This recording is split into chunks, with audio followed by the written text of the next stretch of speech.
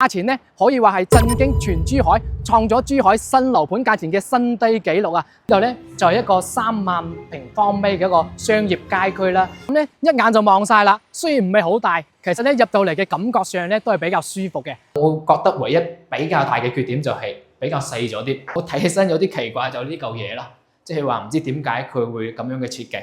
Hello， 歡迎收睇華仔睇樓日記，我係阿 Ben， 今期咧係嚟到珠海嘅市區啊。睇翻咧呢一個最新推出，而且近排話題最 hit 嘅新樓盤啊！佢咧就係由珠海國企格力打造嘅萬舒 K 里啦。點解話佢近排嘅話題咁 hit 咧？因為佢由今個月10月22號推出咗之後啊，價錢咧可以話係震驚全珠海，同埋咧創咗珠海新樓盤價錢嘅新低紀錄啊！單價最平咧先14000幾蚊起步就可以買到啦。比呢個坦洲嘅嘉鏡康城價錢都仲要低啊！好啦，咁講翻我哋呢一個地段咧喺邊度咧？咁佢係屬於我哋珠海香洲區一個3K 科創城嘅位置啦。如果由港珠澳大橋過嚟嘅話，大概揸車係20分鐘左右嘅車程就可以到達啦。依家喺我哋項目售樓部嘅位置啦，前面呢一條咧就係我哋嘅香海高速啦。咁由港珠澳大橋去到三鄉行高速就必經呢條路嘅。呢個方向去到三鄉嘅話，大概咧都係20分鐘左右。咁嚟翻呢邊咧，呢個方向可以去到一個三號會員店5分鐘左右啦。去翻珠海市區啊，同埋我哋關口啊，都喺呢個方向嘅。可以睇到我哋嘅呢個位置，其實成個感覺上咧都係非常之唔錯嘅啦。咁因為佢係屬於珠海市區比較邊緣嘅地段，所以嘅話佢爭議性咧都係非常之大嘅。咁我哋一陣間先入去睇下究竟係點樣嘅一個情況啦。咁再講翻我哋呢度，其實咧成個項目嘅地段咧係一個新開發區嚟嘅。咁咧前面呢度咧就有一個8萬平方米嘅商業街啦。依家在售緊嘅項目就係呢一度啦，全部已經起好晒，一共有4棟樓組成嘅。好啦，我哋唔講咁多，入去睇下先。好啦，依家就到達我哋嘅售樓部啦。我哋先睇翻呢個沙盤嘅模型啦，會比較直觀嘅了解到成個項目嘅。啱先我哋喺下邊咧就企喺呢個位置，呢一度咧就係售樓部啦。咁一陣間要睇嘅咧就係前面呢4座住宅。咁我哋一步一步開始睇先啦。咁可以望到嘅，我眼前嘅呢一座咧就係格力嘅總部啦。咁咧已經係進駐辦公緊嘅一個狀態啦。樓下呢度咧係一個5萬平方米嘅 shopping mall。咁咧依家都開始喺度招商引進緊嘅。隔離呢度咧就係一個3萬平方米嘅一個商業街區啦。咁佢咧係直接對標翻成都太古里嘅商業去打造嘅。咁咧都係珠海未來嘅一個新嘅網紅打卡地嚟嘅。咁咧隔離呢一度咧就係一個寫字樓同埋酒店啦。咁呢一個3萬平方米嘅商業街區啦，咁佢要去到明年嘅中先開業嘅。咁佢下邊嘅地下停車場有負2層，可以直接連通埋我哋嘅住宅區嘅。咁呢條通道咧，淨係得住宅區嘅業主先可以通行嘅。呢一點咧都係對於啲業主嚟講會比較方便嘅。咁隔離前面呢度咧就有一個2萬平方米嘅3K 公園啦。咁佢有2個籃球場啦、羽毛球場，包括我哋嘅露營基地嘅。依家都係開放咗㗎啦，啲業主可以享用嘅。包括隔離呢一度咧，仲有一個鄰里中心。咁鄰里中心咧就係方便翻依家啲業主買餸啊，或者係購物啊，仲有健身房嘅呢啲配套咯。咁再講翻我哋成個住宅啦，成個住宅咧佢係有7萬平方米嘅一個總共建築面積啦。佔地面積咧就有4.48萬平方米，一共有4座去組成嘅。佢嘅總戶數咧先376戶，其實都唔係話好多同好大嘅。依家首推出嚟嘅咧就係我哋嘅第3棟啦，一共係2梯4伙，總層高有30層嘅。01、02戶型咧係91平方嘅3房2廳2衛。咁咧03戶型係104平方嘅4房2廳2衛，做咗橫廳嘅一個設計啦。咁04戶型係118平方嘅橫廳南北通戶型，一樣係4房2廳2衛嘅戶型啦。咁咧佢每一層樓下咧都有一個6米嘅挑高泛會所嘅一個主題空間啦，譬如話兒童遊樂園啦，我哋嘅一個4點半嘅小朋友嘅學堂啦，咁呢啲嘅主題會所嘅。好啦，我哋唔講咁多，依家入個小區睇下先。好啦，依家就入到我哋嘅小區入邊啦。咁可以睇到咧，成個小區嘅園林花園啦，包括啲樓呢啲，全部都已經起好晒㗎啦。咁咧一眼就望晒啦。雖然唔係好大，其實咧入到嚟嘅感覺上咧都係比較舒服嘅，因為佢嘅樓間距同埋視野啊都會比較開闊咯。咁我哋個鏡頭再望一望周邊嘅一啲環境啦，同埋啱先有講到嘅酒店呢一條商業街啦。包括隔離嘅格力總部呢啲建築物，全部已經都起好晒，落咗地㗎啦，就唔需要再同你講話未來規劃講投資呢啲咯。呢一點係比較好嘅。咁而且咧，按照佢係呢個珠海國資委自己去招商引進去運營嘅一個狀態嚟講咧，我覺得2年左右嘅時間，佢就會慢慢成熟翻嘅啦。呢一點係比較好嘅。再講翻我哋成個小區啦，咁可以睇到佢嘅屋苑咧係同隔離呢條商業街挨埋一齊嘅，距離會比較近。如果驚嘈嘅朋友嘅話，就唔建議揀翻前邊嘅呢啲低樓層啦。咁再講翻我哋嘅交樓時間啦，佢雖然依家全部都起好晒啦，咁佢嘅合同交樓時間係5月底嘅，咁嘅話仲有大概係半年多啲嘅一個時間去等待咯。咁啱先咧都有係問咗下現場嘅一個情況，大機率咧可以去到3月底就可以收樓嘅啦，因為其實佢全部已經都搞好晒嘅啦，淨係啲內籠嘅裝修依家仲喺度執緊啲手尾咯。咁我哋再講翻，可以睇到前面咧呢一度1字頭嘅嗰幾座樓啊，其實唔係呢一個項目㗎，係隔離嘅一個項目叫做明溪花園嘅。咁點解啱先講到呢14000幾起賣嘅價錢咧，會咁大嘅一個震驚全城咧？因為呢個樓盤未開盤之前，隔離嗰個樓盤最高峰係賣緊28000到3萬蚊嘅價錢啦，再經歷過1-2輪嘅調價之後啦，最終咧佢都仲係賣到18000幾蚊嘅一個清水樓嘅價錢。所以話呢度由今個月嘅22號推出咧，有14000幾蚊嘅價錢，而且係帶埋精裝修嘅情況之下，真係非常之吸引。所以嘅話都吸引咗非常多嘅周邊想買坦洲啊或者想買二手嘅客戶過到嚟呢度睇。咁啱先都有嚟到售樓部去了解翻現場嘅一個價錢，究竟係咪真係有講嘅14000幾蚊一個平方嘅價錢呢？咁佢確實係有嘅，但係咧呢啲全部已經係賣完啦。佢因為係低樓層嘅2樓、4樓呢啲低樓層可以俾到你14000幾、15000嘅價錢咯。依家剩低最低嘅樓層都係14樓打上啦，價錢咧均價都要最平16000蚊一個平方啦。咁依家就係依家在銷售緊嘅價錢嘅一個狀況啦。咁我哋再行翻過嚟，到依家我哋入去睇翻我哋依家4棟嘅一個示範單位啦。好啦，依家就上到我哋10樓嘅示範單位啦。咁佢係2梯4伙嘅，左手邊呢2戶咧0102 91平方，右手邊呢度咧03 104平方，同埋對面咧118平方嘅4房南北通。我哋首先睇翻91平方呢個戶型先。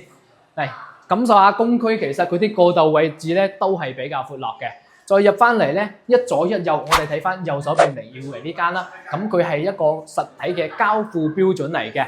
咁咧呢度一個自己用翻嘅一個空間啦。呢度咧就做一個飄窗嘅位置，都係贈送到俾你自己可以用嘅。坐住嗰度換下鞋或者擺翻啲嘢，都有一個明窗位咯。咁樣嘅話，我覺得通風採光都會比較好。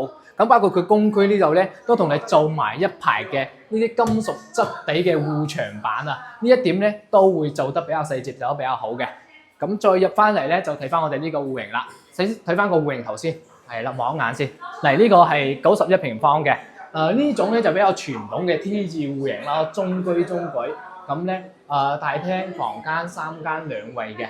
我哋再入嚟睇翻間房先。一入門咧，佢呢度就送咗我哋一排嘅玄關鞋櫃位啦。呢啲都係交付標準嚟嘅，都係用翻啲多層嘅實木板啦。咁我個人覺得佢嘅交標都唔算低㗎。嗱，佢呢個鞋櫃咧都仲係鋪埋一排嘅呢啲硬板啦，即係仿大理石嘅，睇起身會比較顯得高貴啲啊。再入翻嚟就係我哋 U 型廚房，呢個廚房唔係話好大，3房2衛，我個人覺得咧都係夠用。咁呢邊咧就擺唔到一個雙開門嘅雪櫃啦，只能夠擺單開門啦。高度嘅話1.8米幾左右咁樣啦。咁呢啲櫃啊都係有嘅，包括我哋抽油煙機啦、爐灶啦，同埋呢個消毒櫃，都係我哋嘅交付標準啦。呢啲。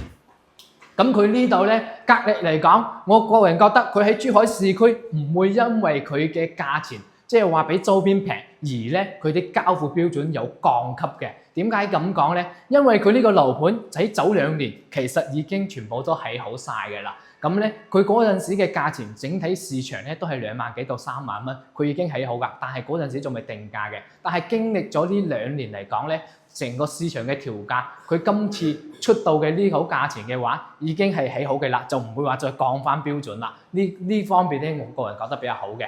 但係佢咁早定價、咁早起口咧，係一講翻有咩輸蝕咧，就唔為我哋嘅最新部件第四代住宅啦。依家2025年點解啱推出嘅樓仲係舊代產品咧？咁就係咁樣嘅原因咯。咁其實咧唔係一定話第四代就有幾好，我哋最主要仲係睇翻佢嘅戶型方唔方正、好唔好用嘅。嗱，呢度我哋嘅露台啦，望翻出去其實整體個視野嚟講咧都係 OK 嘅。咁我哋望翻嗰邊咧就係成個遠處咧就係坦洲嘅位置啦。再入翻嚟，嗱睇到嘅全屋嘅呢啲格力嘅風管機啊，都係交付標準做好晒俾我哋嘅，所以佢整體嘅交標嚟講都係算 OK。包括入翻嚟房間呢邊咧，一陣間你先入去睇房啦。我哋講翻呢個全屋咧有配埋我哋呢啲智能嘅家電嘅控制系統嘅。呢個控制系統咧係點用嘅咧？即係話譬如話你全屋嘅呢啲窗簾啦，窗簾你可以喺自己嘅手機 Apps 呢度控制，包括我哋嘅一個中央空調嘅冷氣都可以喺手機。譬如我熱天我哋喺出邊仲未翻到屋企啦，可以喺手機先調定開着個冷氣，翻到屋企就唔需要等啦。咁咧，仲有我哋嘅一啲咩放歌啊、音樂啊，包括我哋嘅自動開窗簾、自動關窗簾、鬧鐘啊，呢啲都係有嘅。再入翻嚟，再睇翻我哋，先睇翻呢個工位先。工位咧就係乾濕分離啦，正常嘅一個中規中矩。咁呢啲都係交付標準見到嘅。大細嚟講咧，都唔會話細，亦都唔會話幾闊落，都夠用啦。咁依家見到嘅鏡櫃啊，呢啲我做得都算係幾好嘅。兩邊咧都有我哋嘅呢啲光條啦，即係我哋照鏡嗰陣時可以更加有光度啊，唔使話好暗啊。咁再行翻過嚟，對面呢度就係第一間客房。呢間客房嘅話，都算 OK 嘅，唔會話幾大，但係都唔細啦。到時擺個尾5嘅床，三邊落床都冇問題。或者咧，你一樣做榻榻米拍翻去，用翻個飄窗位。咁咧，呢個望翻出去咧，一樣係朝南向嘅呢間房。房間一樣有我哋嘅中央空調啊。再行翻入嚟。第二間房，呢間房間就會比較細啲啦，可以作為兒童房啦，或者係做翻間書房啦，或者係做翻電競房啦，都係 OK 嘅。咁咧呢度到時就擺個尾2嘅床咯，只能夠就係咁樣啦。咁佢呢間房間望翻落去咧，鏡頭可以睇一睇，下邊咧就係嗰個商業嘅街區啦。望翻出去，如果全部整好晒，到時咧佢嘅城市景或者係夜晚嘅夜景會更加好嘅。呢間咧最後就係我哋嘅主人房啦。主人房先睇翻個透廁，呢個透廁咧就會比較細啲咯。嗱，顯得屈質啲啦。如果可能身材瘦啲嘅人，其實好似我咁樣啦，夠用嘅。咁如果可能大隻啲嘅，咁就可能有啲壓抑啦。再入翻嚟呢度嗱，擺個2米床當然冇問題嘅啦。主人房如果主人房2米床都擺唔落，就會實在太細啦。或者佢用翻一樣飄窗咯，飄窗位做榻榻米咯。咁咧。中規中矩啊！嗱，呢啲佢有預留埋我哋一啲電動窗簾嘅啦，電機啊呢啲插座，呢啲窗位都預留好，呢一點係比較好嘅。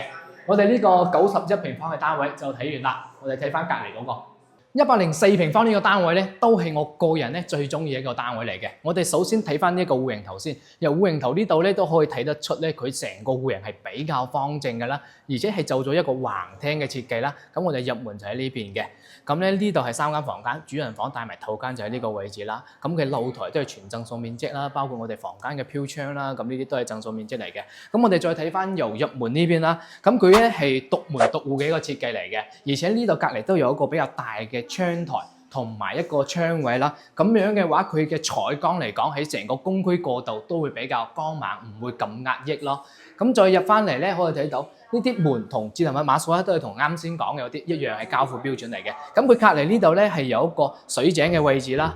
咁呢個水井嘅位置其實咧都唔影響嘅，一般咧都冇人去用佢或者去喐佢嘅啦。再入翻嚟睇翻我哋個整體嘅戶型先啦。咁一排嘅玄關鞋櫃啦，呢啲一樣係交付標準嚟嘅。咁呢度入邊咧就係我哋一個總閘嘅電錶啦、開關位啦，同埋我哋通道下邊入戶大堂一個視像機啦控制嘅，就喺呢個位置啦。再過翻嚟呢度咧，首先我哋望到嘅咧就係一個3段式乾濕分離嘅一個工位啦。呢度咁佢整體嘅呢一個設計咧，我個人係覺得會比較好嘅。因為咧，如果你呢個工位入邊有人用緊呢個廁所，咁就唔會影響其他人喺呢個洗手盆度刷牙啊，或者喺呢度梳妝啊、扮靚啊呢啲都係 OK 嘅。咁我哋再睇翻啲大細啦，入到嚟呢個整體空間咧，都比較 OK 嘅啦。但係呢度一定就要自己貼翻啲厚嘅一啲磨砂膜，或者做翻個窗簾啦。因為望翻對面咧就係1、2棟嘅露台位啦。咁我哋 OK 再行翻出嚟睇翻我哋嘅大廳先。呢個大廳超級闊落啊！所以話係我自己個人最中意嘅一個戶型，唔會好大又唔會好細嘅戶型，偏中間，而且做咗4間房間。咁我哋由第一間房開始睇，呢個戶型咧個缺點就係有3間房間，我覺得都係比較細嘅。嚟我哋入嚟睇下呢間房間，可能大約咧都係9個方左右啦，8、9個平方啦。到時要擺翻個尾5個床，或者做個尾2嘅床拍翻呢邊。咁佢呢度嘅窗台已經係同你駁咗嘅啦。呢間房間就係咁中規中矩，但係咧佢每間房都配咗一個中央空調嘅，都係用翻自己格力嘅一個品牌。咁再過翻嚟呢邊咧，就係一個廚房位啦。呢個廚房位咧，我覺得都係中規中矩，唔會好大，但係咧都唔會細，夠用嘅啦。預留埋一個雙開門嘅雪櫃位置。咁咧依家見到嘅呢啲廚櫃嘅3件套啦，包括頭頂嘅燈啦，同埋呢個廚房風扇啦，都係有嘅。帶埋都有一個明窗喺呢個位置咯。咁再過翻嚟睇翻我哋嘅第2間房間。第2間房同啱先我哋睇嘅第1間房間大細咧係一樣嘅。咁佢呢個飄窗就冇駁啦，但係佢一個飄窗我睇起身有啲奇怪，就呢嚿嘢啦，即係話唔知點解佢會咁樣嘅設計，但係影響唔係好大。我覺得唯一比較大嘅缺點就係比較細咗啲，可能就需要做翻榻榻米。到時咧訂製翻去到呢個位，咁呢度擺個衣櫃仔都 OK 嘅。再入翻嚟第3間房間一樣咁細。咁咧其實我哋可以駁咗一間房嘅，係啦。啱先呢邊如果唔需要用到4間房嘅朋友咧，呢度我覺得咧你入門嘅第1間房呢一埲牆係可以駁咗佢嘅，駁咗去嗰邊做翻個餐廳位。就唔擺喺呢度啦，咁嘅話成個空間咁個大廳就會闊落翻好多嘅。咁我哋再入翻嚟睇翻主人房，主人房係4間房中唯一最大嘅房間啦，唔使講嘅啦，一樣啦，有個大飄窗位啦，望翻呢邊咧係睇翻城市景啦。咁咧再嚟翻呢邊咧，到時可以擺到2排嘅一個衣櫃咯，做翻一個衣帽間都係完全冇問題嘅。入到嚟呢度咧，同啱先我哋睇嗰個工位嘅大細差唔多，咁咧佢呢度又配埋一個飄窗嘅。其實我自己個人咧就唔係好中意衛生間入邊帶埋個飄窗，雖然佢係贈送面積啦，但係我覺得呢個位置咧，你可能話擺翻啲淋浴嘅用品、洗頭水、沐浴露呢啲比較方便，但係你長期用落嚟之後容易積水，每次都可能需要自己打理咁樣咯。咁咧都要睇翻佢嘅朝向嘅。如果呢個衛生間嘅朝向咧係朝到西向或者係西北向啊，呢啲西南向啊，可能咧佢嘅陽光射入嚟就會比較容易就唔會話咁潮濕啦，顯得。咁我哋睇翻呢啲鏡櫃呢啲咁都係做得比較好嘅。格力嘅一個膠標咧，其實以往嚟咧都係算 OK 嘅，佢會同你呢一排都做埋，唔會有單單做到洗手盤呢一度咯。咁呢個洗手盤啊，呢啲見到嘅都係交付標準，中規中矩啊。咁咧佢雖然真係講到冇第4代住宅咁超級實用啦，咁呢種傳統嘅戶型嚟講咧，都係算 OK 嘅啦。我覺得嚟翻呢邊大露台啊，呢個露台咧有係4米半左右啊，送咗一半嘅面積。如果中意嘅話，可以將佢封晒去，個大廳全部移翻出嚟。呢個就係我哋104平方嘅單位啦。咁我哋再睇翻118嗰個。好啦，依家就嚟到我哋最後一間喺對面嘅118平方嘅南北通4房單位啦。一樣戶型咧都係方方正正，就咗4間房間啦，1、2、3、4南北通嘅。咁一樣係獨門獨戶嘅，有埋我哋嘅飄窗位啦，同埋我哋一個採光窗啦。咁咧通風採光都係唔錯。咁佢呢邊咧係有個我哋嘅消防梯嘅，我哋嘅入門隔離呢邊。咁呢條消防梯正常嚟講係唔會有人去行佢嘅。咁我哋呢啲門啊，同埋密碼鎖啊呢啲膠標咧，我哋就唔講啦。同啱先睇嘅2個單位都係一樣嘅，包括鞋櫃啊呢啲啦。我哋主要係睇翻一個戶型啦。嗱，我哋入門咧左手邊呢度係第1間房間。呢間房嘅話，我覺得其實都 OK，唔會好細嘅啦，中規中矩。咁我哋再行翻出嚟睇睇呢個大廳先。嗱，南北通嘅大廳啊，今日嘅話可能比較多人睇樓，應該準確嚟講唔係今日啦，係開盤以嚟咧，每日都係非常之多人，而且我仲係揀咗一日比較少人嘅時間啊。我哋嚟睇翻主露台個景觀先，呢個係南向嘅露台，呢個露台就非常之長啦，有去到我哋5米左右嘅。咁你望翻過去對面一樣係睇住我哋嘅商業街啦，包括我哋呢棟前面呢座寫字樓同埋酒店嘅辦公樓啦。咁前面嗰度就係我哋嘅香海快線啦，前面有講到嘅，直接上去就係三鄉。咁坦洲咧就喺對面嗰個位置，鏡頭都可以睇一睇嘅。對面橙色樓嗰度咧，其實就係屬於坦洲嘅啦。咁我哋再入翻嚟睇翻大廳，呢度咧另外就係北面露台。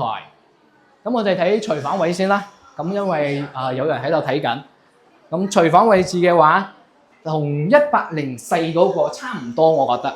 咁佢都係預留埋雙開門雪櫃，呢啲一樣交標嚟嘅。廚房空調啦。咁我哋呢個北面露台咧，佢係望住我哋嘅內園景觀嘅。一陣間我哋先去睇，再入翻嚟睇翻房間同工位呢啲位置。其實咧呢啲咧同啱先我哋睇嗰啲冇乜太大區別嘅啦。咁咧佢呢個戶型同104就多咗一個露台，南北通，同埋佢每間房間會比較大啲。唯一比較細嘅咧就係呢間房。呢間係可以作為書房，或者咧你佢係通出露台去啊嘛，因為同主露台通埋一齊。或者你想大啲嘅話，可以褪翻出去，封咗窗佢就會大啲。亦都可以咧將呢埲牆剝咗佢啊！即係如果你唔需要4間房間，同埋個大廳連埋一齊咧，就會顯得個廳更加大、更加豪氣啊！呢度第3間房間啦，嗱呢度第3間房間就係同北面露台啱先冇睇到嘅景觀咧係一樣嘅。咁佢全屋一樣有埋中央空調冷氣啊，呢啲啦都係比較好嘅。主人房就會大啲咯。嗱，主人房可以做埋自己嘅衣帽間啦，同埋佢嘅透廁同工位嘅話係一樣咁大嘅。呢個就係我哋呢個118平方嘅細房，係目前咧呢度在售，依家目前加推出嚟最大嘅一個單位啦。咁我哋可以再出嚟睇翻啱先冇睇到嘅嗰個北面露台嘅景觀啊。嗱，呢個北面露台其實兩邊咧視野都比較開闊，比較舒服嘅。望翻去咧，自己嘅園林啦。但係呢一個小區比較細嘅唯一嘅缺點係乜嘢咧？我覺得就係冇我哋嘅會所泳池呢啲咯。咁到時可能自己想要去要擁有呢啲配套嘅話，就只能夠去到商業街呢啲位置啦。商業街雖然都係好近，咁佢當然都係好近嘅。到時咧一定會有翻健身房啊、會所啊，或者係我哋嘅泳池啊呢啲配套嘅。咁唔知你覺得睇完我哋咁多個戶型覺得點樣？包括呢一個位置，覺得 O 唔 OK 咧？咁其實好啱先講，今日有講到嘅爭議點解會比較大咧？就係呢度係屬於珠海市區嘅邊緣地帶啊嘛，仲未完全發展成熟嘅，同埋坦洲嘅交界，單價16,000蚊嚟講咧，喺成個香洲區，我覺得已經算好吸引㗎啦。有人會認為會揀坦洲成熟咗比較好，但係咧我自己覺得一定係揀翻珠海好比較好啲嘅。點解咁講咧？雖然佢嘅地理位置嚟講同坦洲差唔多，但係咧佢嘅城市定位同埋發展方向咧係完全唔一樣嘅。珠海始終都係經濟特區同埋一個重點發展嘅區域啊嘛。